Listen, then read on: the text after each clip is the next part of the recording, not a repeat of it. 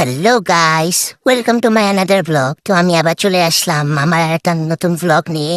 তো আজকের ব্লগটা একটু লম্বা হবে। তো এই যে আমার ইয়ং দেখো গামছাটা নিয়ে, গামছা তো না টাওয়ালটাকে নিয়ে কামড়াচ্ছে। তো এর সাথে সারাদিন এইসব শয়তানি করার কারণে আমার ইঞ্জেকশনও খেতে হয়েছিল। খুব দুষ্টু ও। তো এই যে আমি বিরিয়ানি বানাচ্ছিলাম।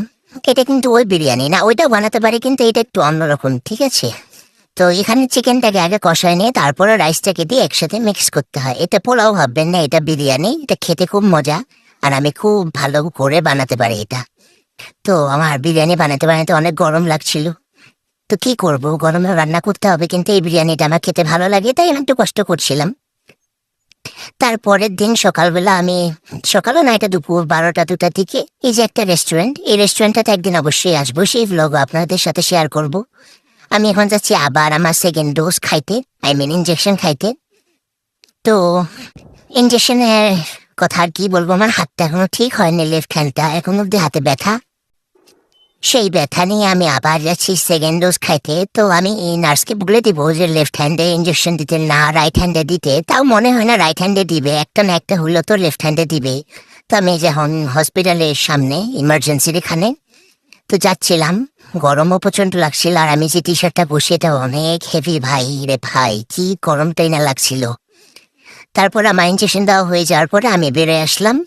এই যে আমি এখানে হসপিটালের সামনে দাঁড়ায়, অ্যাকচুয়ালি এটা গুয়াহাটি মেডিকেল কলেজ, তার পিছনে ছিল ক্যান্সার, আই থিঙ্ক কোনো একটা নতুন হসপিটাল বানানো হয়েছে ক্যান্সারের জন্য। সো ওখানে দাঁড়াইছিলাম তার পাশে। সে বিল্ডিংটা অতটাও ভালো করে ক্যাপচার করা যাচ্ছিল না, অনেক লোকজন ছিল। তো তারপরে আমি গাড়িতে ঘুরে আসছি। তো গাড়িতে করা ওখানে অনেক লেট হয়, আমার ইঞ্জেকশন দেওয়া তাড়াতাড়ি হয়ে যাওয়ার পরেও এই গাড়িতে যাওয়ার চক্করে তো আমার একটু লেট হয় রুমে যাইতে। তো আমি বসে বসে অনেক কিছু ভাবছিলাম। ভাই, মেয়ে মানুষ, ফিউচার নিয়ে তো চিন্তা ভাবনা করতেই হবে। তো ফিউচার নিয়ে ভাবছিলাম, আমাদেরই তো আমাদের ফিউচার নিয়ে ভাবতে হবে, তাই না? তো কি কি করবো না করবো এইসব চিন্তাধারা করতে করতে করতে করতে সময়টা যাচ্ছিল। তারপরে আমি বাইরে একটু ভিউ দেখছিলাম, কারণ আমি গাড়িতে উঠলে খুব শরীর খারাপ লাগে ভাই। তারপরে এটা ভাঙা ঘরের এখানকার ভিউ। এটা উপরে ব্রিজ, নিচেও রাস্তা, সো জায়গাটা ভালোই লাগে। কিন্তু আমার বেশি মানে খুব ক্রাউড তো ততটা ভালো লাগে না।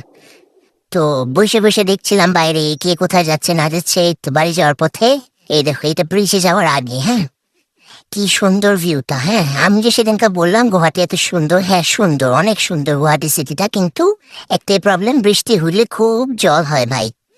পুরা জায়গায় জল, সব জায়গায় না থাকলেও ম্যাক্সিমাম জায়গায় জল জমে। তারপরে আমি প্রায় বাড়ির দিকে পৌঁছেই যাচ্ছিলাম, কিন্তু